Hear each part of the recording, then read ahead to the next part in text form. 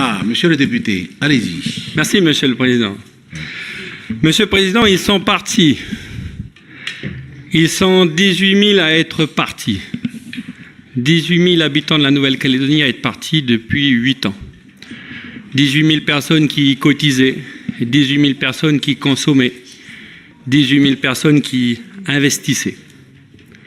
Ils sont partis parce que, et je vais dire nous, par respect, mais j'aurais pu utiliser le vous.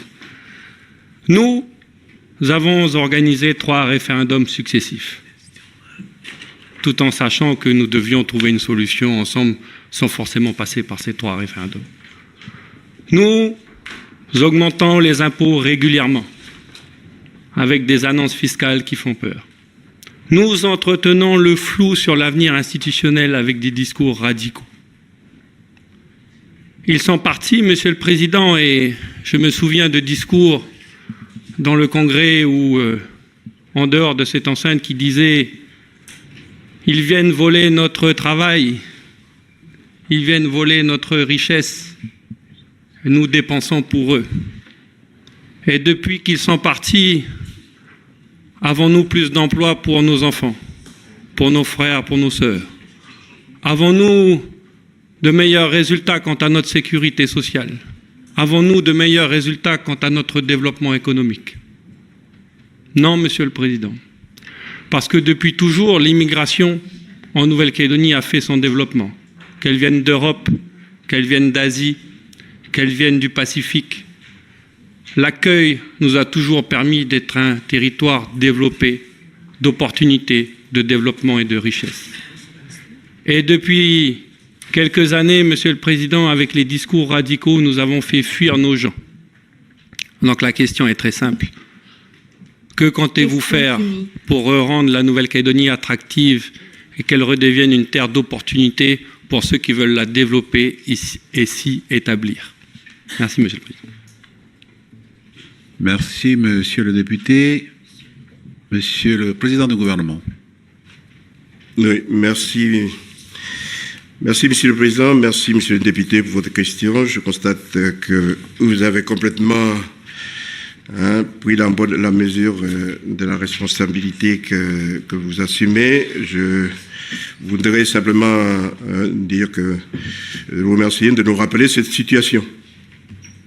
Non, le moins qu'on puisse convenir en responsabilité, c'est qu'elle arrive au terme d'un long parcours, d'une longue trajectoire, qui, je pense qu'on peut convenir de ça, que nous n'avons pas suffisamment préparé pour y faire face.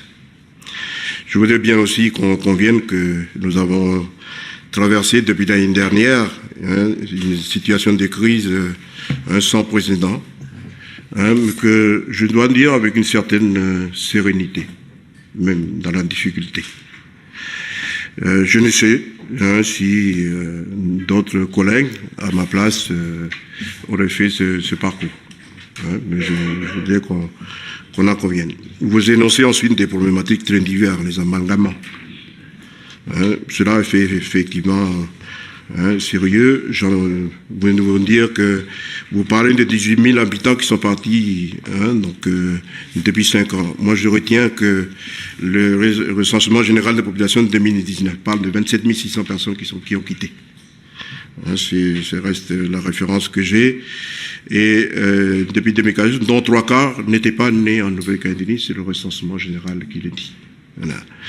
Et les autres, souvent des étudiants. Le RGP dit aussi que 17 300 personnes sont rentrées entre 2014 et 2019, juste avant le référendum, soit un solde migratoire de 10 300 personnes. J'en conviens, ça fait quand même un manque. Vous affirmez que cela représente des milliards de consommation et de cotisations. Je ne sais pas. Je ne sais d'où vous prenez vos chiffres. Je les ai entendus comme vous, dans les médias, prononcés par beaucoup de responsables, que ce soit de la Chambre de commerce et d'industrie, etc. Ce que je me demande, c'est pourquoi les gens partent, alors qu'on leur a promis la stabilité après les 3 référendums, ou avant les 3 référendums. C'est à se demander si les gens ont bien cru à ce que nous avons tout le monde affirmé. il y a un phénomène qui se déroule sous nos yeux que je voudrais rajouter à la question de la démographie, dont on parle très peu, mais que nous rencontrons dans la mise en œuvre des politiques publiques, c'est le vieillissement de la population calédonienne, qui a un impact aussi important, sinon plus important, sur les politiques publiques que nous avons engagées, puisque la vice-présidente est là, nous avons décidé dernièrement de fermer un certain nombre de classes, compte tenu du manque d'effectifs. Ils vont nous accuser de la situation sanitaire alarmante. J'ai envie de dire, c'est regrettable et petit. C'est ce qu'il y a dans la lettre, dans le document qui a été écrit. Je ne parle pas de vos propos. C'est pour ça que j'ai fait mon petit liminaire, excusez-moi. On serait responsable de l'instabilité politique, mais je n'ai pas proclamé, moi, pour ce qui me concerne personnellement, qu'après la troisième continent, les chances se porteraient mieux, grâce à tout le monde. Voilà. S'agissant des annonces fiscales, vous ne serez pas venu à l'esprit que cela aurait mieux aller si on avait salué au minimum la volonté d'aller de l'avant sur ces questions-là, ou l'effort à faire. Mais cela vous embête, que nous arrivons malgré tout à travailler ensemble avec les partenaires sociaux. C'est ce que nous essayons.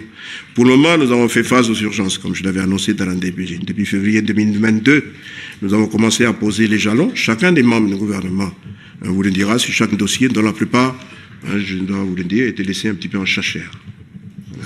Nous travaillons à réussir le second semestre de cette année 2020 que nous avons qualifié de transition pour l'année 2022.